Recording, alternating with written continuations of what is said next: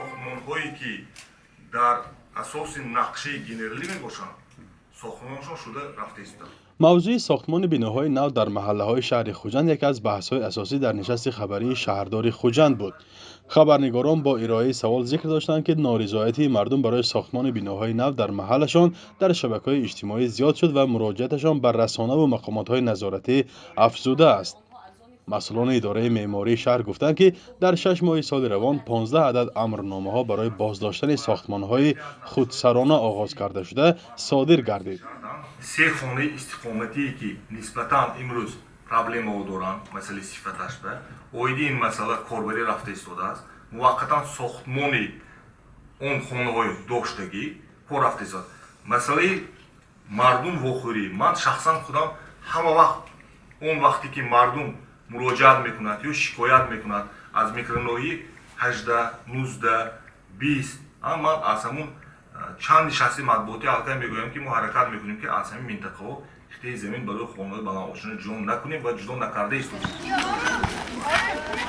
به عنوان رادیوی آزادی نیز ساکنان محله‌های خوجند با عین چنین مشکلات بارها مراجعت کرده و چندین نوار و عکس‌های نارضایتی نیز فرستاده بودند. 3 ماه پیش گروهی از ساکنان از 4 محله شهر خوجند در مورد ساختمان‌های زیاد در نزد بیناهایشان اظهار نگرانی کرده بودند. ساکنان محله‌های 8م، 18م، 19م، 20م و 32م چند سال باز تلاش دارند قطعه زمین را که همچون میدانچه بچگانه استفاده می شود از بنیاد بیناهای بلندداشتانه حفظ کنند. با وجود این در بعضی جاها الکی ساختمان آغاز شده است. بنیاد بیناهای بلندداشتانه سالهای اخیر به مانند گوشه‌های دیگر تاجیکستان در خوجند نیز افزوده ولی اکثر وقت بحث برانگیز بوده است. بعضی از ساکنان میگویند مالکان شرکت‌ها منافع پولی خود را به نظر میگیرند. نمایندگان شرکت‌ها میگویند بنیاد بلندداشتانه‌ها تنها پس از آموزش طرح و با رضایت مقامات صورت میگیرد. شهرداری خوجند در نشست خبریش گفت که اکثر آنها طبق نقشه گنرالی ساخته میشوند.